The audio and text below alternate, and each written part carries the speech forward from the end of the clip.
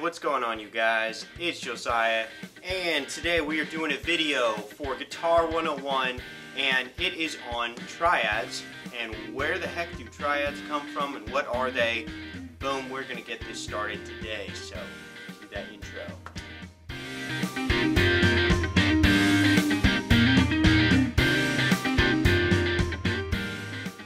Alright, and we're back. So, today we are talking about what on earth triads are again. So now, if you don't know anything about triads, you haven't done anything with scales, this is that point where you stop, you want to pause it, or go look at a different video or whatever it may be. But one of those first things is understanding what triads are. Now, a triad is, in its very simple core, the basic portion of every chord. So it doesn't matter if I'm playing one of these guys, which is all spread out here, or if I'm doing a simple C chord. They all have triads built in. So the main thing that we have to do here is figure out, one, how are they created, and two, how is it that in a chord like a C chord, I mean, you know, triad has only 3 notes, why does the C chord have 5? And that's really the main thing we're going to cover today.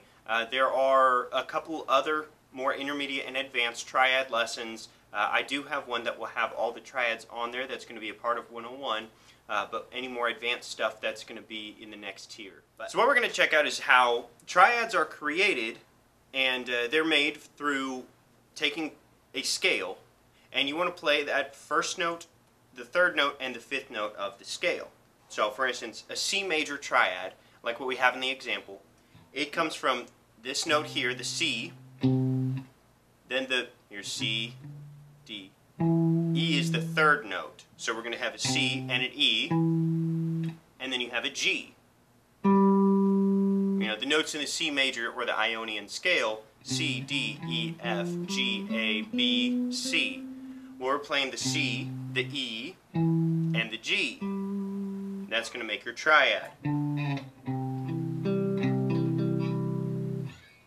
Now, you don't have to know how to play that at this point, but that's the basic creation of your triad here, is just by putting it together. It's pretty easy. It's not meant to be hard. Again, like all these things are, I'm trying to lay this out as simply as possible for you. Now, if you're watching this on Patreon, obviously you guys are seeing that there's a whole bunch of triads here, and there's actually one triad for every single different scale mode.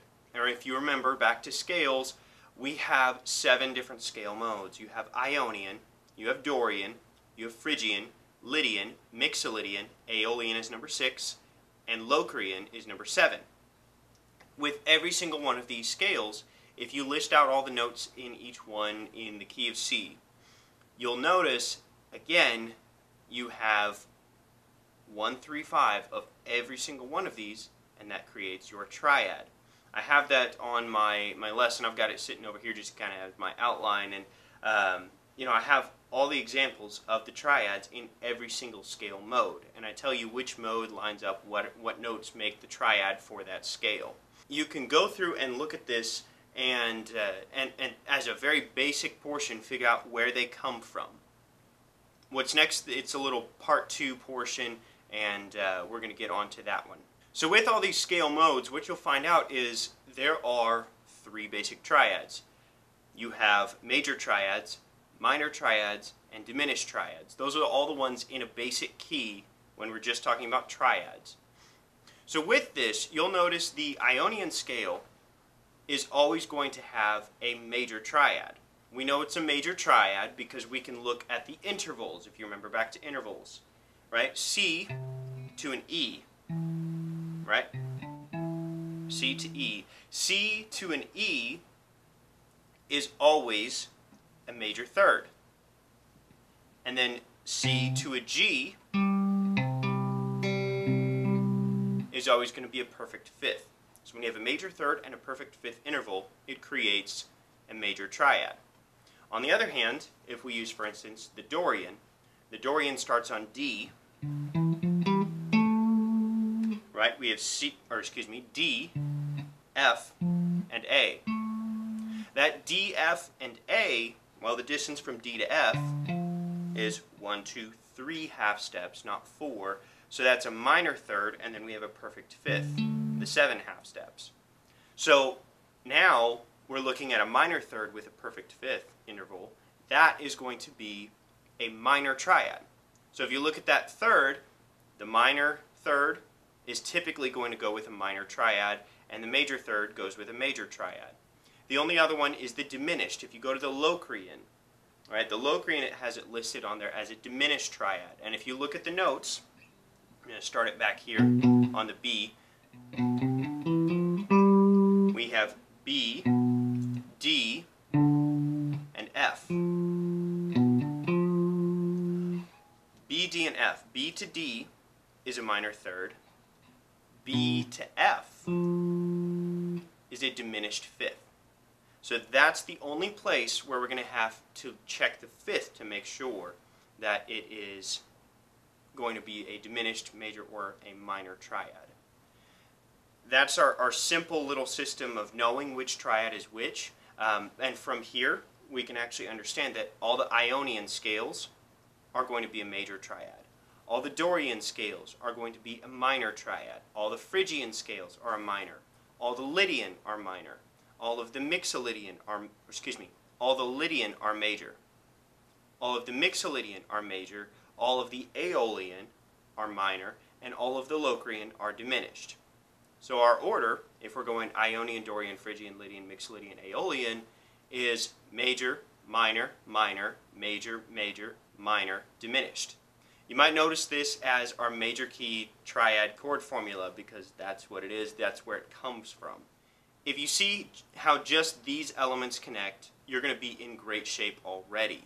So what I want for you guys to be able to do is I want for you to connect all these together and then try this in several different keys. That alone is going to be extremely beneficial. And if we move a little further on, you're going to see some of the final portions.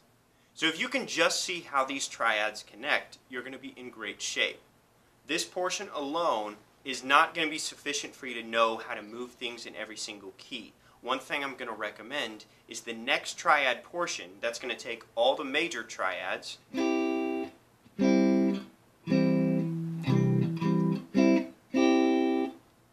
it's going to show you how to work them across the fretboard and then up and down the fretboard. So, like this. Now I do have a lesson with those. You have the major, you have the minor.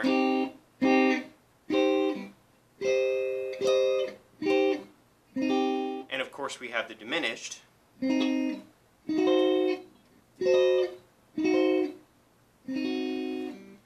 you do have two other triad versions after that, but we're not focusing on those right now. So that's all for this portion of Guitar 101 on triads and where they come from. This is a very important portion of your guitar playing. So again, a lot of Guitar 101 is just about your foundation. It's kind of setting that base for you to make sure you know what steps you need to take in order to be an effective guitar player. Now, again, I want to reiterate something.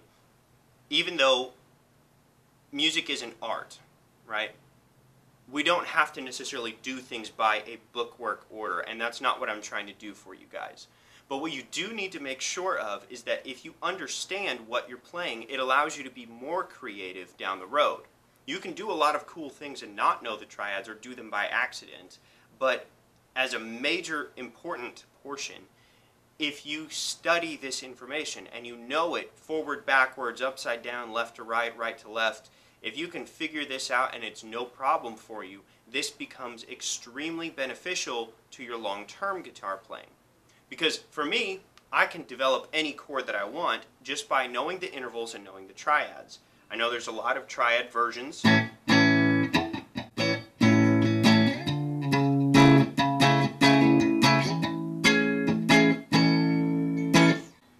So if I know those triad versions, I can create some cool chords, I can create interesting shapes, I can move them to different portions on the fretboard. And in the same way, I can also create cooler lead lines. So if I know that this here is a triad, my intonation's a little off, but if I know this is a triad,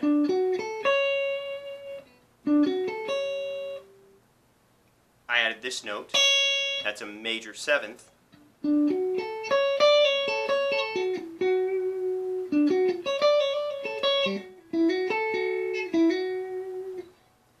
Go. Now I've created something a little bit more interesting than just